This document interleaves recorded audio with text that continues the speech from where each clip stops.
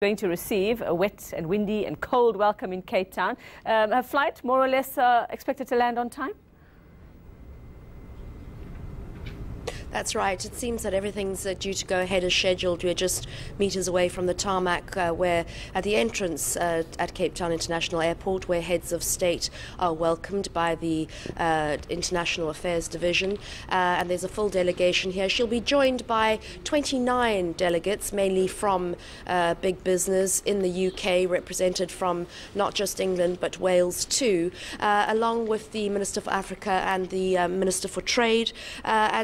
The UK Home Office page calling it an ambitious trip. As you said, it's her first visit to sub-Saharan Africa and the first visit since 2011 to South Africa that a Prime Minister from the UK visited South Africa. Now we know, Annika, she's only going to be here for a day or so before heading off to Nigeria and Kenya as well. What are we expecting her to pack into this one day? A lot. Just looking at the schedule, it seems that Prime Ministers don't get much time to nap.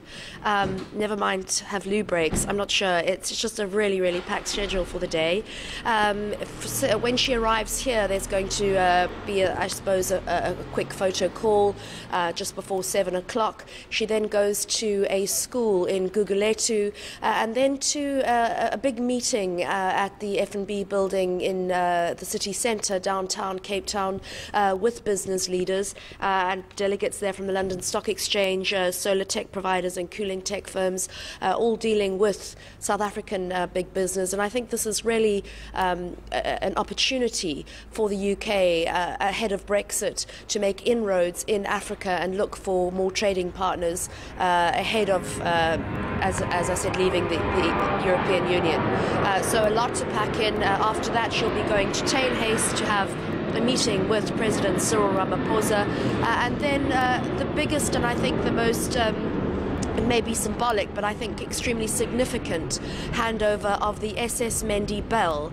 I don't know if you know of the story about the SS Mendi, but it was really probably one of the greatest racial injustices and the worst maritime disaster South Africa's ever seen, just in World War I, when a group of over 600 Labour Corps, South African Native Labour Corps they were called, were sent over to France to go and help fight the Western Front.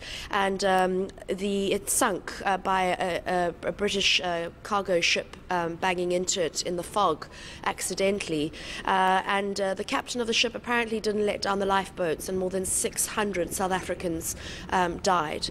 And the bell was taken from the wreck sometime in the 1980s and was only returned last year when a journalist from the BBC who'd been covering this story extensively got an anonymous phone call, and he said expect a box with a letter in it, and he opened his front door and there was the bell in a plastic bag, and the note said this bell needs to go back.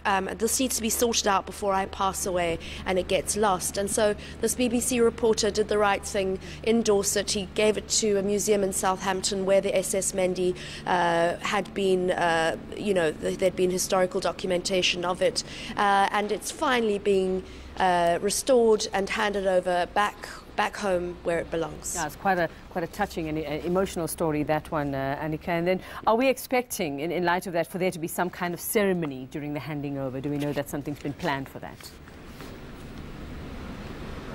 Yes, there will be a formal ceremony at Tainhase at Parliament with President Cyril Ramaphosa and Prime Minister Theresa May, and that will be done at around lunchtime. Then there's another business meeting shortly after that, and then I think the Prime Minister goes on her next leg of her journey. So as you can hear, it's a very packed day. Every single minute is taken up with going around Cape Town on this very I think it's going to be 13 degrees here today, or 15 degrees. It's not I think pleasant. Robben Island was down on the agenda, but I don't think Robben Island can possibly happen in this kind of weather. Not only will you get extremely seasick, but I don't think it's safe. So the Robben Island trip, I doubt, will happen later on today. Well, thankfully, Theresa May feel at home, because this is the kind of weather she lives with most of the time, Annika. So we leave it there for now. Thanks very much. You get to somewhere warm. Grab a hot chocolate if you can.